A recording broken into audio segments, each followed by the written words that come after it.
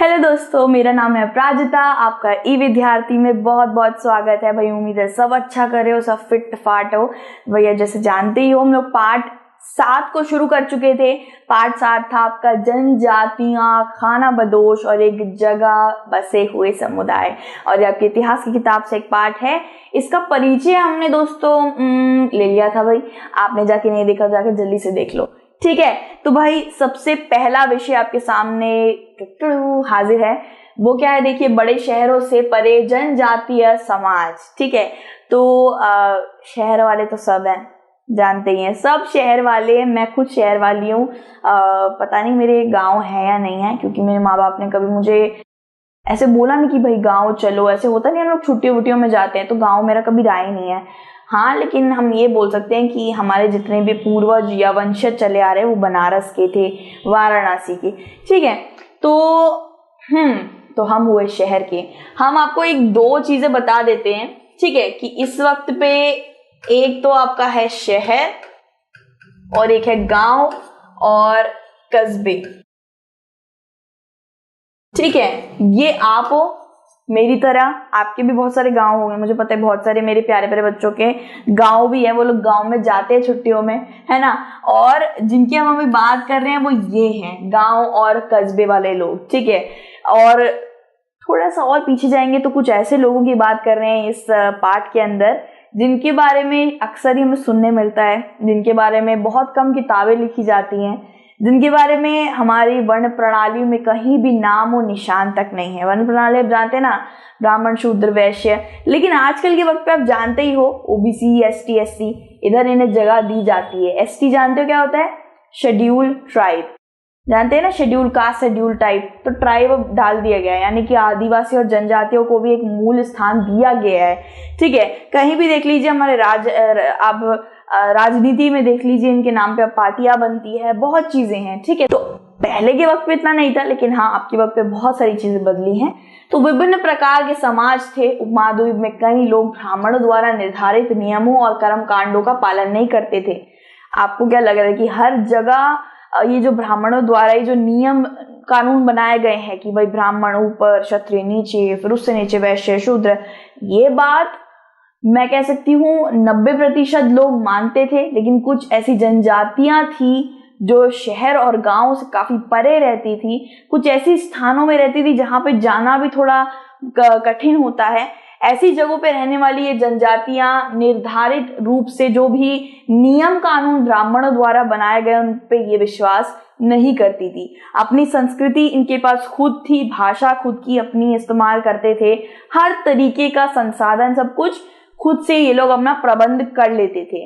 लेकिन इस विषय में हम यही पढ़ने वाले हैं कि थोड़ा बहुत इन जनजातियों का शहरी लोगों के साथ भी एक रिश्ता था, भले ही फायदे का रिश्ता था, पर था रिश्ता। जानेंगे, कई वर्गों में विभाजित भी नहीं थे। ऐसे समाजों को अक्सर जनजाति कहा जाता है। इन जनजातियों की हम बात कर रहे हैं ना, इन जनजातियों में कोई विभाजना नहीं थी, यानी कि तू ब्राह्मण से, तू क्षत्रिय से, तू शूद्र से, तू वैश्य से, ऐसे करके कुछ भी नहीं था। ये सब एक दूसरे को समान रूप से, समान आंख से देखते थे। किसी को भी किसी चीज के ऊपर आप कह सकते हैं कहीं जाने में कोई बाधा नहीं थी, कोई किसी के काम में बाधा किया आड़े नहीं आता था। जैसे अगर किसी ब्राह्मण के मंदिर में शूद्र घुस जाए या छूत घुस जाए, तो उस वक्त पे पिछड़ी सोच, अभी का नहीं, पहले के वक्त पे अगर कोई ऐसे करता, उसे शायद मार मार के खराब कर दिया जाता। लेकिन इन जनजातियों में ऐसा कुछ नहीं माना जाता। मैं अभी की बात नहीं कर रही हूँ, अभी तो आप जानते हैं अभी कितना ज्यादा समाज विकसित हो गया है।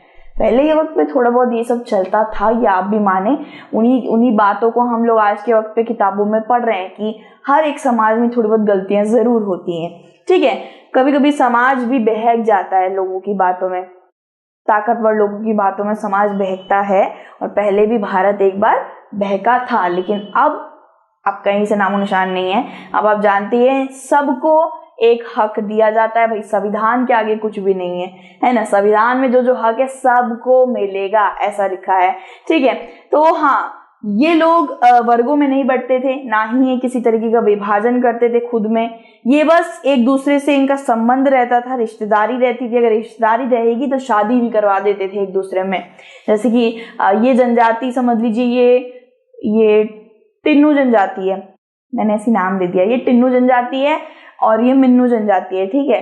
तो भाई टिन्नू जनजाति से एक मेरी मम्मी यहाँ पे आ गई, मिन्नू जनजाति से मेरी मासी वहां चली गई, रिश्ता विश्ता बन गया और फिर अब पीढ़ियां यहीं पे शादी कर लेंगी क्योंकि रिश्तेदार थे पहले से ही, है ना। वही रिश्तेदारी में शादी ब्याह सब कुछ हो जाता था। प्रत्येक जनजाति के सदस्य रिश्तेदारी से एकजुट बंधे रहते थे, ठीक है। कृषि, शिकारी या चरवाहों से अपनी आजीविका यानी कि रिश्ते प्राप्त करते थे। यही मैं आपको बताना चाह रही हूँ कि शहरी लोगों के साथ जनजातीय लोगों का एक रिश्ता जरूर था। वो रिश्ता फायदे का ही था लेकिन जरूर था। वो क्या था, क्या होता था कि आपके पास अगर घी, मक्खन, दूध, मलाई हो, आप चरवाहे हो, ये सब चीजों से पूरी जिंदगी काट लोगे? नहीं काट पाओगे ना। आपको थोड़ा बहुत सब्जी खाने का भी मन करेगा, थोड़ा बहुत मीट खाने का भी मन करेगा, थोड़ा चावल खाने का भी मन करेगा। वो सब चीजें आपको कहाँ से मिल पाएगी? शिकारियों से और खेती करने वालों से। तो एक तरीके का रिश्ता आपको बनाना ही पड़ेगा। और उन लोगों को भी कभी घी मक्खन खाने का मन करेगा तो वो आपसे भी रिश्ता बनाने आएंगे। क्या हुआ? फायदे का रिश्ता हुआ, काम का रिश्ता हुआ, ओनली काम वाला रिश्ता, है ना। तो भाई ऐसे ही होता था रिश्ता चरवाहों का और जनजातियों वाले लोगों का और खेती वाले लोगों का, शहरी लोगों का, सबका एक साथ बंधा रहता था। वो कैसे, वो भी हम अभी जानेंगे। कई जंगल, पहाड़ियों, रेगिस्तान और मुश्किल जगहों पर रहते थे। जैसे कि मैंने आपको बताया, कुछ जनजाति ऐसी जगहों पर रहते हैं जिनको अपनी संस्कृति बिल्कुल अलग रखनी है, उन्हें अपने काम में बाधा नहीं चाहिए, उन्हें समाज से, मॉडर्निज्म से थोड़ा सा दूर रहना है, इसलिए वो थोड़ी दूर दूर जगहों पे रहते थे। जैसे कि रेगिस्तान हो गया, पहाड़ी हो गए, पहाड़ी इलाके हो गए, जंगल हो गए, जहाँ पे एक मनुष्य का जाना थोड़ा सा कठिन हो जाता है। वह अधिक शक्तिशाली जाति, मतलब वो ये नहीं चाहते थे कि हमें कोई परेशान करे। वह अधिक शक्तिशाली जाति आधारित समाजों से भी भिड़ जाते थे। उनमें ऐसा नहीं था कि अच्छा इसके पापा तो आईपीएस हैं, अच्छा ये तो अंबानी का पोते का चाचा का लड़का है, ऐसे नहीं होता था। अगर कोई सामने इन्हें ललकार रहा है या फिर किसी तरीके से बाधक बन रहा है, इनके काम में कुछ अड़चन डाल रहा है, तो ये भिड़ना सबसे पहले सोचते थे। ये नहीं सोचते थे कि वो बहुत ऊपर है या वो बहुत बड़ी जात का है, पात का है। इनको ये सब तो भाई वो ये सब नहीं मानते थे। वो बस शक्तिशाली खुद को समझते थे, खुद को कभी छोटा नहीं समझते थे और सामने वाले को ललकार देते थे। ऐसे वाला नहीं, ठीक है। तो भाई वह अपनी स्वतंत्रता और संस्कृति को अलग और संरक्षित करना पसंद करते थे। सबकी अलग अलग सोच होती है दोस्तों, और सब अपनी सोच में खूबसूरत है, भिन्न है। अगर आपकी कक्षा में कोई ऐसा बच्चा है जो थोड़ा अलग रहना पसंद करता है, थोड़ा बातचीत कम करता है, तो उसका व्यवहार है उसमें वो बोरिंग नहीं हो जाता। वो कैसा सा है, ये तो खेलता वेलता नहीं है, उसको शांत रहना उसका स्वभाव है, शांत रहना पसंद है। क्या पता उसके घर में कोई दिक्कत हो, या फिर क्या पता वो किसी चीज से परेशान हो, या फिर क्या पता उसे बड़बोलापंती ना करके, ज्यादा बोलने से कम उसे शांत रहना ज्यादा अच्छा लगता है। तो इसका मतलब ये नहीं कि वो बिल्कुल ही अलग हो गया, ठीक है। अगर कोई लड़की खाने में हर दिन चावल ही लेकर आती है, तो और आप देखते हैं चावल घी खाती रहती, कहाँ से आई है ये इतना चावल घी क्यों खाती होगी? वो उसकी संस्कृति में होगा। उनको, जैसे मुझे बहुत बार बोलते हैं दोस्तों, मुझे बोलते हैं तो बंगाली तो मच्छी खाती रहती है ना, मच्छी चावल। मैंने बोला मच्छी चावल नहीं, पिंडी छोले भी खाती हूँ, मैं छोले भटूरे भी खाती हूँ, तन्नू कोई फर्क पहनता है? मैं उससे झाड़ देती हूँ और वो मुझे बोलती है सॉरी। वो मच्छी खाने का एक अलग ही है कि हाँ, कोलकाता में मच्छी भात बहुत चलता है भाई, क्योंकि वहाँ पे सबसे ज्यादा चावल और मच्छी का ही उत्पादन है, तो वहाँ पे वो लोग ज्यादा खाते हैं, मैं भी ज्यादा खाती हूँ। सबकी अपनी सोच है, सबको अपना पसंद है। देखा जाए तो मुझे चाइनीज बहुत पसंद है, मुझे मच्छी चावल नहीं, चाइनीज ज्यादा पसंद है ना। तो जैसे कि ये लोग हैं, इन्हें पहाड़ी पे रहना अच्छा लगता है, ठंडी ठंडी हवा और जंगल में रहना पसंद है, एकदम खिले खिले फूल और पौधों के पास इनकी मर्जी है ना। तो जंगल, पहाड़ी और ऐसी जगहों पे, इनको इलाकों पे रहना, रेगिस्तान और ये ले लीजिए आप अमेजन वर्षावन, अमेजन जो हमारा अमेजन फॉरेस्ट जिसको इंग्लिश में कहते हैं, अमेजन वर्षावन ले लीजिए। वर्षावन इसलिए कहते हैं क्योंकि अब बहुत ज्यादा बारिश होती है, तो ऐसी जगहों पे रहना इन्हें काफी ज्यादा अच्छा लगता है। और अपनी संस्कृति को अलग रखना, थोड़ा दूर ही रहो भाई, ऐसा इनको अच्छा लगता है, सबका अपना मन होता है ना। तो लेकिन जाति आधारित समाज और आदिवासी समाज दोनों अपनी विविध जरूरतों के लिए एक दूसरे पर निर्भर रहते थे। ये चीज जरूर रहती थी कि जो शहर वाले लोग होते थे वो निर्भर रहते थे भाई इन जातियों पर, और ये जातियां भी निर्भर रहती थी इन शहर वालों पर। कैसे? आजकल के शहर वाले लोग ये देखिए कितनी अलग अलग तरीके की भाई जड़ी बूटियां चाहिए होती है, सब चाहिए होती है, वो सब ये जो जाति के लोग रहते हैं जंगलों पहाड़ों इन सब में, वो सब ये लोग अच्छे से ला पाते हैं। ठीक है, जनजाति वाले लोग जो इतने दूर दूर जगहों पे रहते हैं, और अगर आप बोले कि एक ऐसी अलग से शाखा उगती है जिससे ये जड़ी बूटी बन सकती है, शहर वाले से मांगोगे ला ही नहीं पाएगा, वो यही ला सकते हैं। हाँ, ये लोग पेड़ काटने से पहले भी 2 बार सोचते हैं। ये लोग कभी भी अपने आसपास के वातावरण, जंगल में कहीं पे भी जहाँ रह रहे होते हैं गंदगी नहीं करते हैं, साफ सुथरी जगह पे रखते हैं, पेड़ों की पूजा करते हैं। अगर मुझे पता है आप सबको, बहुत लोगों को पता होगा आदिवासियों और जातियों के बारे में। ठीक है, तो कैसा रिश्ता है, यहाँ पे एक छोटी सी तस्वीर देखिए। ये व्यक्ति शायद कुछ लोगों से कुछ चीजें ले रहा है, जैसे कि प्लास्टिक का सामान हो गया, कपड़े हो गए, जो होता नहीं है।